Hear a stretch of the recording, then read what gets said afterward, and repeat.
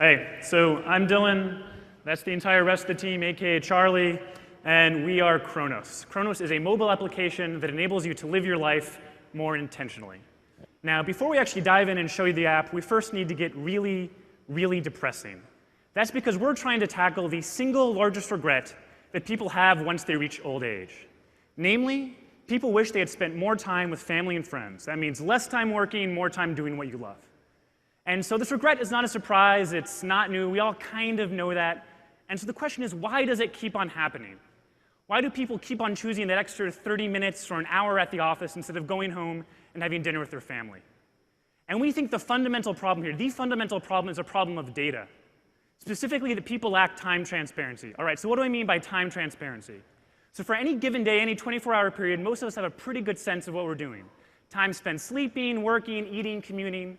The problem is when we zoom out and we move to a week. And suddenly it turns out people actually have a pretty rough sense of where their time goes.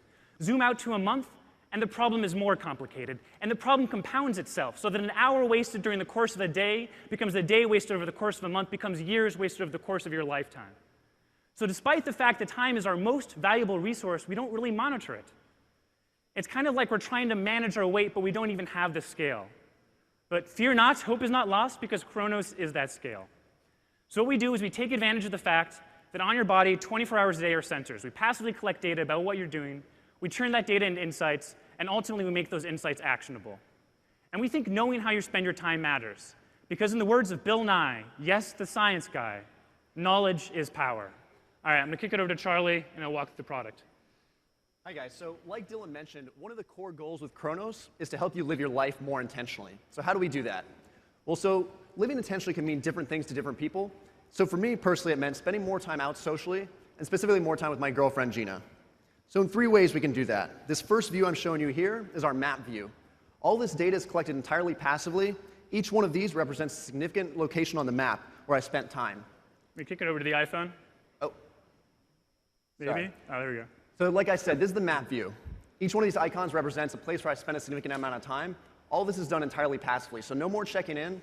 We know exactly where you spent your time and also what category it falls into. So here you can see my home. I spent about 15 hours there on Saturday. I went to a concert that night at the Mezzanine, and went to the Giants game that afternoon. Clicking through on any of these, I can see each previous instance of which I spent time at that location. So you can see the last 3 Giants games I went to. The second view I'm going to show you is the goals. So this really gets at what your intent is. It's great to know how you're spending your time, but ultimately we're interested in how you want to spend your time. So encouraging this kind of behavioral change to help you achieve that goal of living your life more intentionally. Like I mentioned, being more social was one of my goals, so I can click through here. That green bar represents my goal for each day. So I can see on a day-by-day basis exactly how I'm spending my time, which days I hit my goal, and which days maybe I didn't hit my goal. Additionally, I compare with my friends. So here I'm comparing my time to Dylan's. Dylan is this black dotted line, and you can see day by day how we rank compared to each other. The last view I'm going to show you guys is our social view. So this is really, this is sort of core to our app. This is basically a real-world social graph. What this shows you is a stack ranking of exactly how much time you spent with each of your friends. And seeing this for me was really an aha moment, because a couple weeks ago I was spending upwards of 40 hours a week with Dylan, while my goal was to spend more time with my girlfriend Gina. We were spending about 5 or 6 hours a week together. Clicking through here, I'll click on Gina. I can see again, day by day, exactly how I'm doing. Are we spending a lot of time together? Are we not spending much time together? And seeing this data was really powerful for me, because it basically allowed me to see how I was doing and then change my behavior to ultimately do what's most important to me. And I kick it back to Dylan now to continue talking about the app on the computer. Great. Yeah, so as Charlie mentioned, one of the core features of Chronos is that it's entirely passive. And that's important, because most of our interactions with smartphones today are anything but passive. We go to a restaurant with friends, we pull out our phone, we check in, we tweet, we take pictures of our food, and we honestly spend more time looking at the screen than at the person across the table. And we're kind of getting to this tipping point, where the amount of time that we spend creating content about the actions we take in our lives is more time than time we spend on the actions themselves. But Chronos passively creates content and enables you to focus on living your life. Now, there are other apps out there and other tools that passively create content. We have Fitbit, Fuel, Why Things Scale. But the difference is most of these are focused on narrow verticals and in most cases fitness. And while it's great to know how many steps I'm taking or how many hours I'm sleeping, in isolation, that's really not that meaningful. Because sure, I would love to take 25,000 steps a day. I would have wonderful calves. But the problem is, you always have to do trade-offs. If I take more steps, I have to do something else less. And by tracking all 168 hours, Chronos enables you to see those trade-offs, to see what you're actually prioritizing. That said, we recognize the value in these specialized data collectors. And that's why over time, we plan on integrating with these data collectors and hopefully becoming a one-stop shop for all of your passively collected personal data. Great. So we've now established that Chronos is indeed geo, social, mobile, local, and all those buzzwords. But we also think that Chronos can make money. That's because the data we collect 24 hours a day, 7 days a week is extremely valuable. We know who you're with, we know what you're doing, when you're there, where you are, and most importantly, we know why. We understand intent. So we know what your goals are, we know what your aspirations are, and so this isn't just targeted ads. We can offer experiences, products. We can offer you things that can help you achieve those goals. All right, conclusion time. We think Chronos matters and is a huge idea because we are tackling the single largest regret that people have in their lives. Who do you spend your time with? Where do you spend your time? We think this is finally possible because we can actually passively collect data now, and we think more importantly, we can make that data insightful and actionable.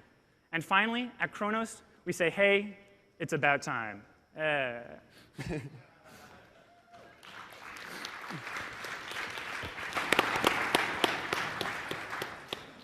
Great presentation. What do you guys envision is kind of like the breakout mainstream moment for this?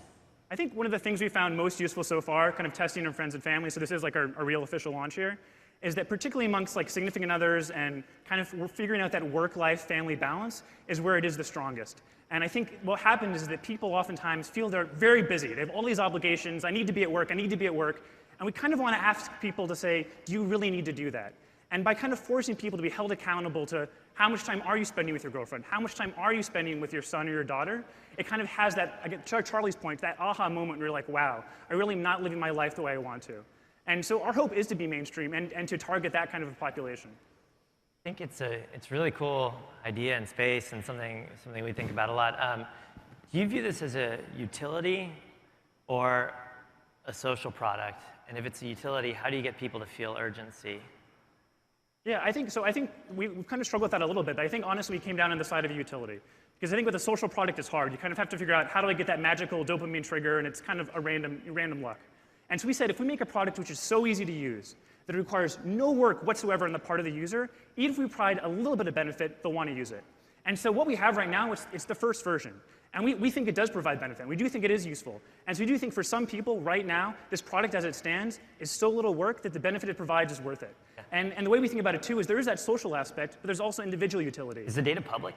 It's releasing right now, yeah. No, sorry, I mean like when you compare you to your friends? Oh, yeah, so only if you agree to it. So you have to agree to your friend.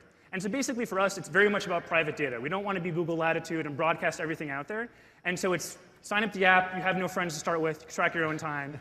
If you want to add friends, you bring it in, and we let you say, OK, you guys hang out together. Of course you would know that. Now you can track that time. Right. You know, I guess my comment is, I think you want to try to find some dopamine, right? I mean, I think, if for a hyper-organized person that is the quantified self that really wants to see the data in this way, maybe there's a segment of people that, I know it's passive, and it's a very positive thing that it's passive, but there's probably only so many people that are that anal to like study their data in quite that way, unless there's some actionable positive reinforcement that comes from it. I can't tell you what that is. I just wonder out loud that if you aren't able to get much positive feedback from it, or at least you didn't demonstrate what the specific positive feedback was more quickly, I worry that you're just going to have a lot of fall off in terms of people checking back in. So I think finding some dopamine is still, finding that special magical insight that comes out of the data is worth distilling some more, I guess, would be my impression. I think it's a great point. I think we have to figure out what that positive reinforcement is, because it's not negative reinforcement. It's finding a way to encourage people to say, great job, you exercised for 3 hours this week, you're on your way to your 4-hour goal. I think social reinforcement is a great way to do that. Right now we have comparing with friends, but I think in the future we can imagine something where a friend can message you and say, great, you're on your way to sleeping more, you're on your way to spending more time with this person, and hopefully build in some of those positive reinforcement loops that get people continuing to use the app. I just keep thinking, I think I know who I want to spend more time with, but I definitely know who I don't want to spend more time with. Yeah. So not sure about that, for sure. I'm just wondering, just all the faces just went in front of me. I'm just kind of curious, you said you've had people testing this, and what are some of the, it's back to Gina's question, what are some of the aha, kind of moments? Because I don't know. I feel like I'm pretty efficient, right? And like I'm actually looking to be a little less efficient. I'd like a little more just chill time and just like whatever. But I think that's exactly one of the insights. I know for me, kind of the beautiful irony of this product is it's supposed to be about having a balanced life. And I've had anything but a balanced life for the last 3 months developing this product. Like I've been working literally 14 hours a day, 7 days a week. And it's one of those things where I think we kind of somehow magically repress that normally, but this kind of forced me to think about that and forced me to realize like I need some chill time. It forced me to realize, wow, I actually haven't been as social as I wanted to be. I've been basically working and exercising, and maybe I should actually cut down on exercising because being social is kind of core to what we do as human beings.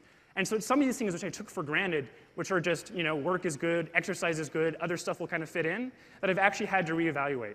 I know other things, for example, are commute time. Like I used to go to CrossFit in Palo Alto, and then I realized I was spending 40 minutes going there, 40 minutes coming back, and 20 minutes there, and that adds up. Yeah, how do you think about, oh, sorry. I'm sorry. I think there'll definitely be a curiosity factor, right? I think we're investors in Fitbit, and we saw that early on. It's like, oh, how many steps do I take? But people kind of get over that very quickly, and so I think finding, ways to either compare yourself or to find positive reinforcement or direction or to find a coach or whatnot. I think those things are really mission critical in personal data. Yeah, that's definitely the number one challenge. And I think one other benefit we have there is that the social part is more fluid. When you think about how you change your behavior on a week-to-week basis, typically who you spend your time with and how that changes tends to be more variable than, am I working or am I at home? So our hope is that somehow that will be a little bit hookier. How do you think about measuring what people are doing when they're in a single location? Because I think for a lot of people, they're at work for 10 hours a day, and that's where they're sort of wasting time or doing things inefficiently. Yeah, that's a real challenge. So right now, if you work at home, it's not a great product. But we want to work with but people even like if you're Rescue at the office Time. for 10 hours yeah, a day. exactly. Like, we want to work with people like Rescue Time and essentially say, you have wonderful data. You collect awesome data on how people use the computers. Yeah. What we do is we turn that data into insights, and we combine it with all these other data sets to make it so it's this full holistic measure. And the goal is to essentially say, there are a lot of data collectors out there. Let's bring them all in-house and eventually have something where you can fully understand your life. Cool. All right, we're out of time. Great job, guys. That was Chronos. Thanks, guys. Thank you, guys.